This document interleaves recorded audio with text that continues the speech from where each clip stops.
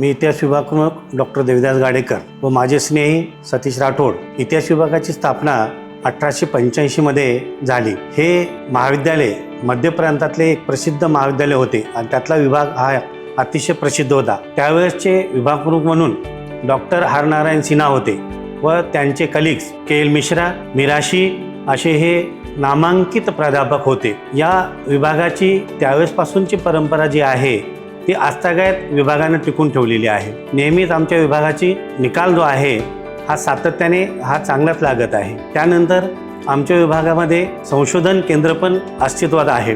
या संशोधन केंद्रामध्ये सध्या तरी आमच्याकडे एक विद्यार्थी काम करत आहे आणि 3 विद्यार्थी हे वेटिंगमध्ये आहेत। त्यानंतर ज्या विभागाची मध्य प्रांतामध्ये स्थापना झाली होती, एक लहानसं एक पौधा लावला होता, त्या पौद्याचं रूपांतर आज एका मोठ्या झाडामध्ये झालेलं आहे। आणि मी एक विभाग प्रमुख म्हणून एक ग्वाही देऊ इच्छितो की या विभागाची परंपरा ज्या अगोदरच्या लोकांनी टिकून ठेवलेली होती ती परंपरा मी टिकून ठेवण्याचा सातत्याने प्रयत्न करणार। एवढे बोलून मी इथे थांबतो। नमस्कार, धन्यवाद।